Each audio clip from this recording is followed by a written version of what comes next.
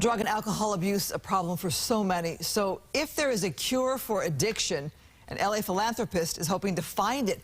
She starts with funding research. Here's more on the nonprofit Cure Addiction Now. In other cities, you'll look now, there's Narcan vending machines. A panel in the know when it comes to addiction, and for Nancy Davis, loss. My son Jason, the love of my life, he died 2.5 years ago. Jason Davis, shortly before he died, had co-founded Cure Addiction Now, CAN, with his mom. People who've gone to rehab and stuff, they're very lucky to go, but when they get out, their brain is saying, I want to use drugs again. And what do we do about that? We have to do something. CAN hosted a September forum of experts from the likes of UCLA and Johns Hopkins School of Medicine and the creator of Narcan. Well, it's been a very important medicine that can be used in an emergency for an opioid overdose. The mission. We're funding research that is not being funded anywhere else. Board member Kurt Rasmussen on the concept of a cure.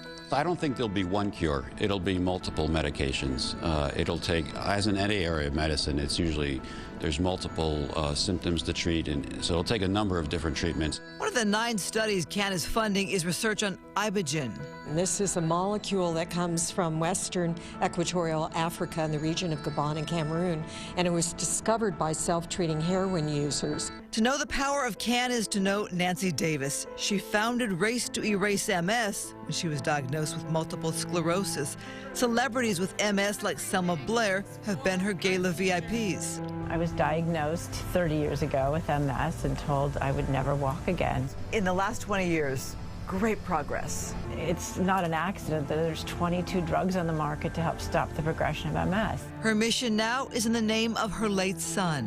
When you're an addict, people are very negative and mean. There's this huge stigma that exists. With fentanyl overdoses taking center stage and making news headlines. This is Narcan. Narcan is a device that is really easy to use on anyone who is overdosing. It's Davis's twin daughters who are stepping up with a Narcan education campaign. And then you're going to insert this into his nostril and push on the pink thing. And urging kids to call 911 when someone is overdosing. I'm putting my friends first, even if kids don't think it's cool.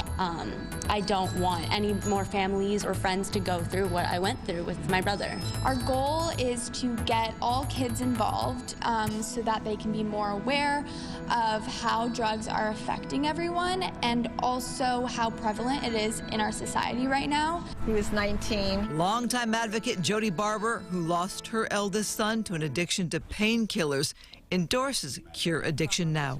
There's nothing of its kind that I've heard of to cure addiction, you know, through science, I mean, through medication, through therapies. It's fantastic.